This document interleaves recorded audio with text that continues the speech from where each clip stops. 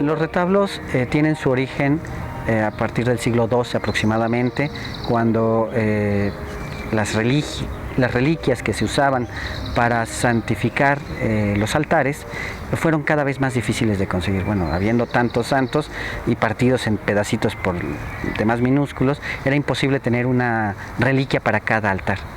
Así que se empezó a instaurar la idea de usar pequeños trípticos, pinturas que se colocaban junto a la mesa o sobre la mesa del altar, y estas fueron cada vez creciendo en volumen y en tamaño, dando lugar a piezas arquitectónicas verdaderamente sofisticadas y complicadas.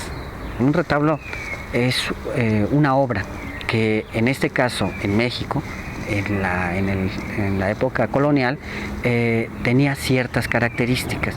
Estas características provienen en su mayoría de la herencia que tenemos de este tipo de obras de parte de España.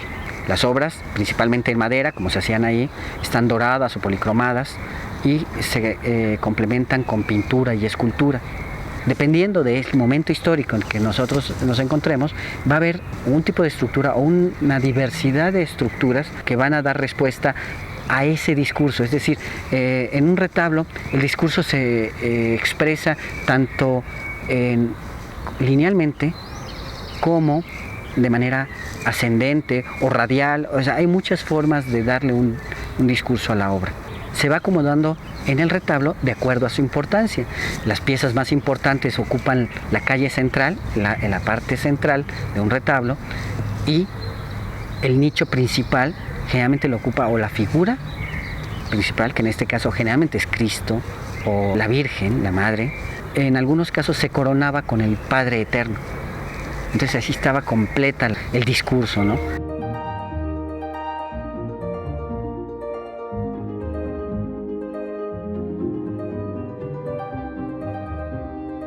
Todo retablo, o la mayor parte de los retablos hechos en madera, son estructuras.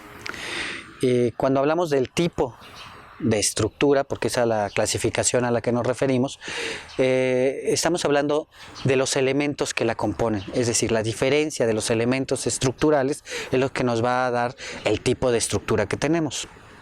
En este sentido hemos identificado por el momento 4 estructuras básicas, que son la de cajón, la de panel, y el reticular, que es en sí el más común, y una variación de todas esas estructuras en lo que llamamos retablos viajeros, es decir, estructuras más pequeñas, pero que son modificaciones de las estructuras normales.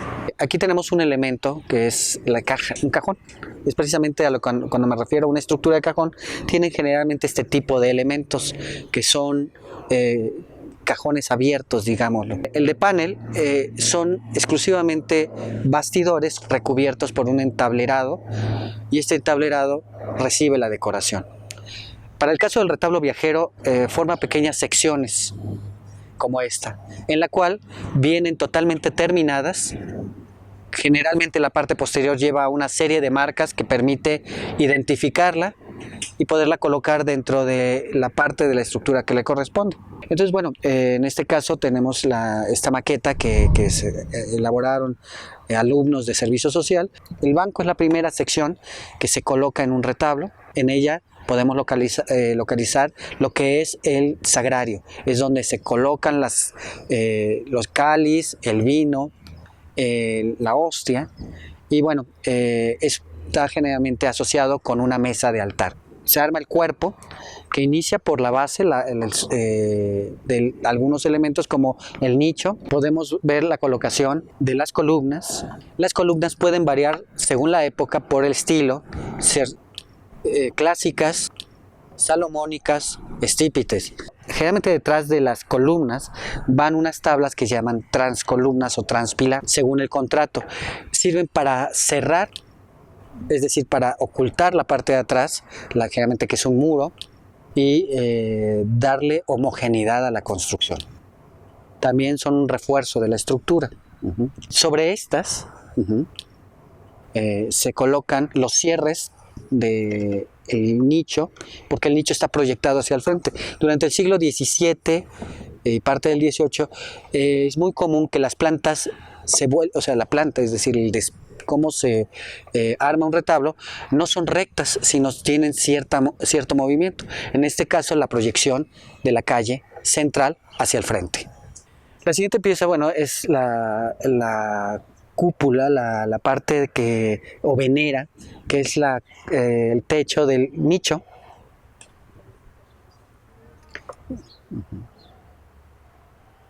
Sobre todo esto se coloca ya el entablamento, que es la pieza que en este caso remarca la cornisa, el friso y arquitrabe. Como parte también de la obra, tenemos estos elementos que se llaman alerones o guardapolvos. Su función exclusivamente es limitar la visión de la parte posterior del retablo. Generalmente se colocaban en los costados de la obra. Y son cierres visuales. Sobre la cornisa o sobre lo que llamamos el entablamento, se colocaba generalmente una sotabanca. Una sotabanca no es otra cosa que un banco pequeño, pero ya no es el que sostiene toda la obra, sino que sostiene exclusivamente el cuerpo superior. De este se vuelve a colocar los mismos elementos que serían, en este caso, columnas, contrafuertes, y rematamos toda la construcción con el entablamento superior. El acabado que se le daba a los retablos dependía generalmente primero, del tipo o la talla que se le colocaba. Es decir, generalmente la ornamentación es la que determina la época, es de moda. Una vez que se colocaban ya todos los elementos decorativos, estos se cubrían con una base blanca, que son aprestos, que son bases de preparación, y por último se colocaba bol y el oro, es decir, se doraban completamente. Aunque en algunos casos, la menor parte de las veces, quedaban también en blanco, es decir, no se le colocaba nada.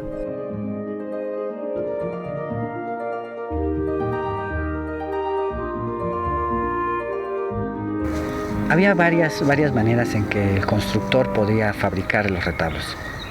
El más sencillo era ir al taller y comprar un retablo, así tal cual, o acordar la hechura de un retablo. El constructor lo hacía en su casa, en su taller, tenía las medidas, y aproximadamente hacía una obra de esas dimensiones en función de las características que demandaba el propio gremio. Después, en algunos casos, estos retablos los llevaba el constructor y los colocaba en el sitio, o mandaba a alguien, alguno de sus oficiales, a colocarlos. En otros casos, se pedía específicamente que el constructor fuera al lugar y que ahí lo hiciera, estableciera su taller en la comunidad que lo solicitara. La última manera de construir es una variación, diría, de la primera, es los retablos que se hacían para comerciar a lugares muy, muy distantes. Es decir, ni el constructor, ni el oficial, ni nadie que supiera cómo se armaba la obra podía asistir al lugar. La Ciudad de México, por ejemplo, que mandaba retablos hasta lugares como la Baja California. En esos casos el retablo, aunque era construido en taller, debería llegar completamente terminado al sitio y con un instructivo casi de armado. Pero claro, precisamente por eso se daban los problemas, porque cada quien interpretaba cómo podía armar un retablo. Seguramente más de una vez se les intercambiaron las piezas, como hemos encontrado.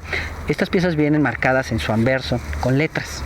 Colocar en tal lugar, poner así, esta pieza va arriba del lado de la epístola, en fin, las obras dependen de los constructores que llegaron de España y de dónde venían.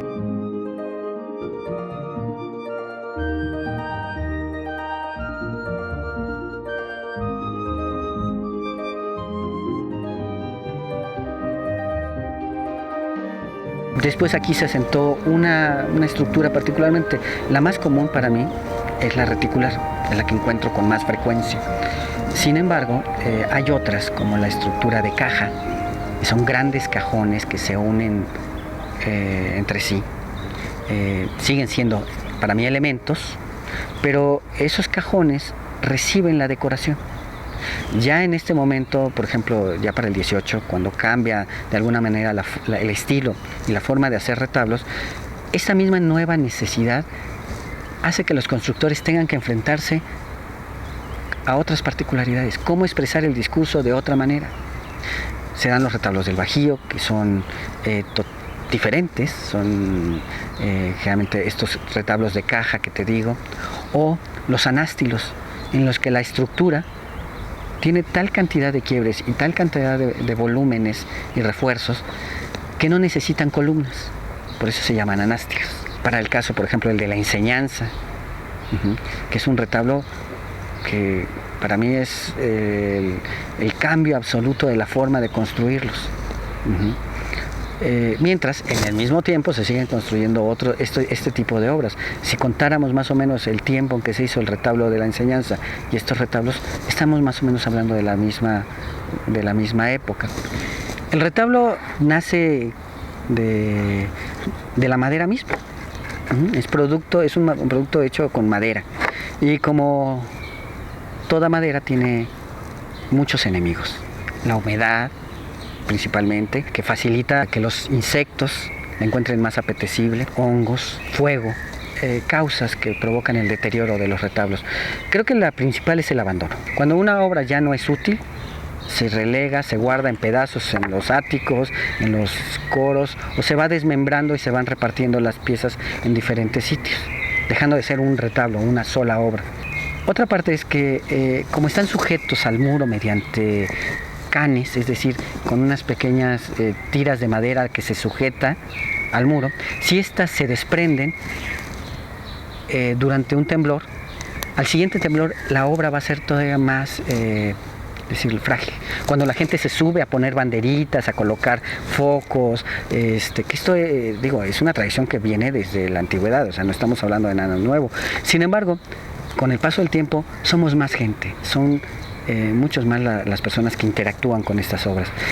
Obviamente el peso que resisten, la edad que tienen, hace que sean más frágiles cada vez.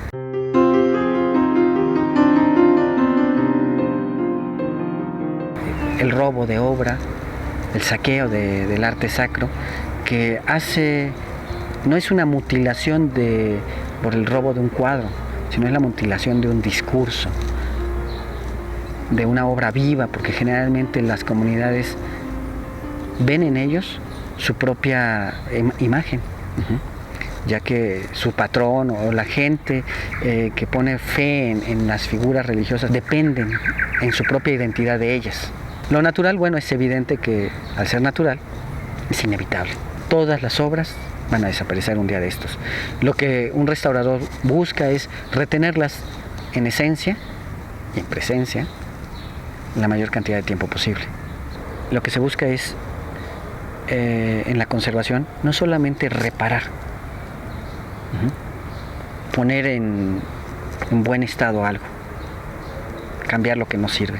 No, se trata de recuperar todo eso que se encuentra en ese patrimonio, en esa obra artística que tiene una antigüedad y que tiene toda esta información contenida. Claro, esto lo tiene que hacer un especialista. De ahí la enorme diferencia entre reparar y restaurar.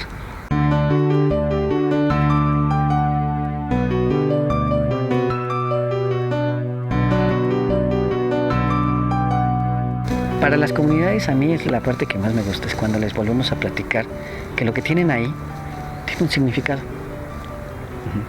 Si les platicamos de con qué están hechos, cómo es la historia de su proceso de construcción, la gente lo vuelve a mirar. Y digo lo vuelve a mirar porque aunque lo ha visto, esa mirada ya no se llena como cuando sabemos qué estamos buscando. Y entonces me han dicho, me volviste a mostrar algo que ha estado aquí presente con nosotros. Eso es la función precisamente del rescatar esa información.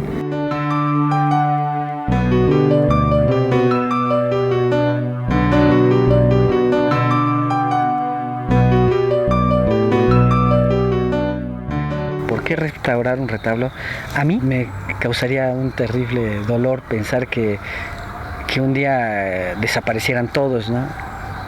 Sin dejar huella ni rastro alguno, porque es como arrancarle la hoja a un libro, ¿no? Ya no sabemos parte de una historia. En este libro, esta historia es rica porque tiene cantidad de hojas que podemos ir revisando.